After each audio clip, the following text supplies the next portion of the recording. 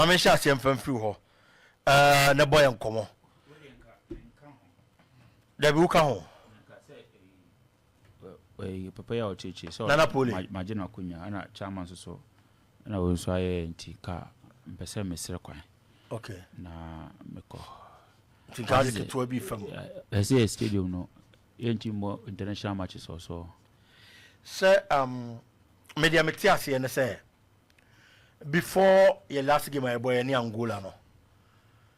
We were given temporary license to play on the pitch. And a CAF and my and near ma say a pesa ye twaso boa as I say ye Baba Yara. It's temporarily ye the abo Angola match na wi nti wa general license. It's ya kasa near ma no mo kire ye no. Ye betimi aye ansa na 11th October. Na pitch in account. I pitch in account. National Sports Council no. Then ya mo wiem. Hado kasa Mr. Bawa. I wasanga chine to na physical to no kon eternity. Ade why dey? Say ohun dey. Etire twapa. Eternity. You see biggie. Oh, we are shielding people that have been given a responsibility to act responsible. Is there a mini church or say minister or say I'm saying or say minister? The National Sports Council director, no, he gets his appointment direct from the office of the president, and your minister no appointed no. Kwame Baya didn't know. So I was only moment now. Washington region. Okay. I said only moment now. So why want to be that's a wiki channel. They get their appointment direct from the office of your CEO, Biano. And your board being the man CEO, ever gonna pay a government structure. No.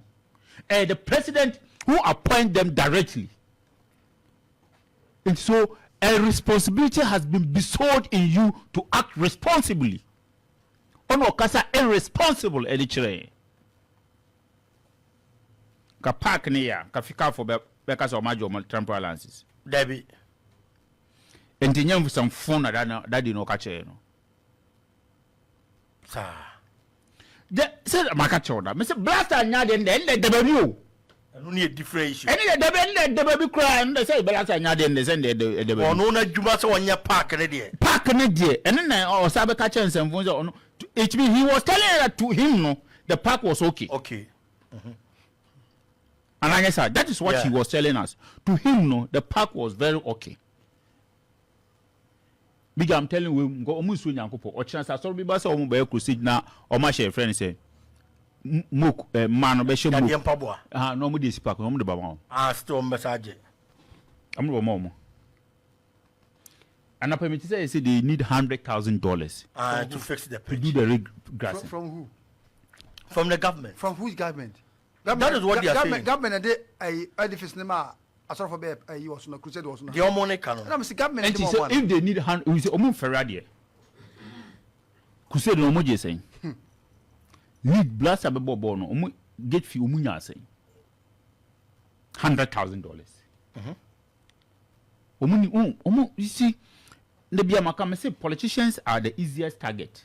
Chama obi din sem hunu no onye politician ya ntimi nka hwe nkyere no.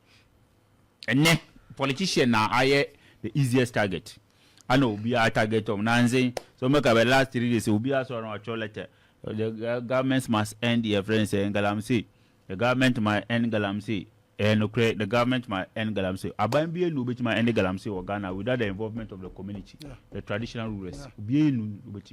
But they are quiet. You are my orders in Ashanti region or my orders or to a month for Adeso. Yeah. You are man hene or the Ura, your friend is saying. Nkunya temka say no or can't temka say will be 2 Galamsey on Kruma. Or but only bakoni be the office or casa up to date.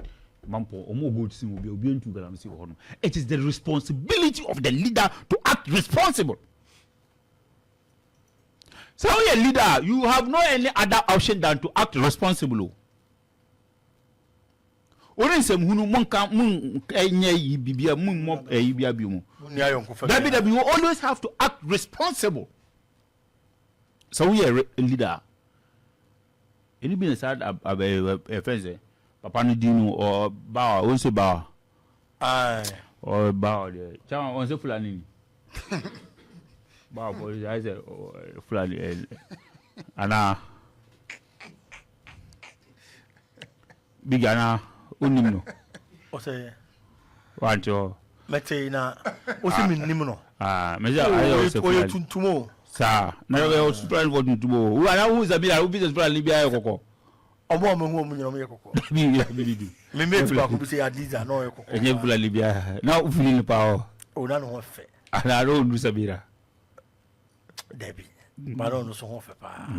No sa so nima de. Was that the passos already? Oh yeah.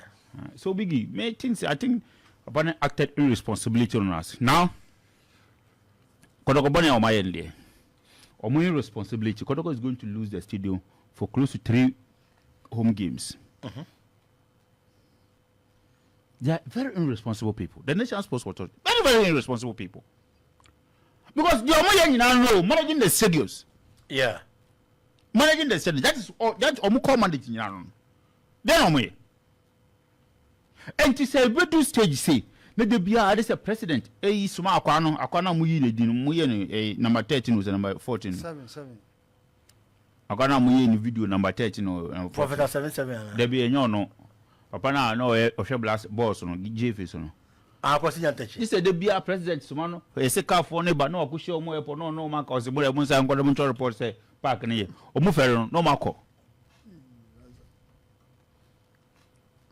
Now, people who have to act responsible, they are acting irresponsible. Na ye hwe omanyin obi a sabi ya manage mo din so oni bi odin se mu na yenka. This is a politician. A politician ya de na enye dia obi abeka. Meanwhile, na timamufo no ye irresponsibility higher as in politicians there.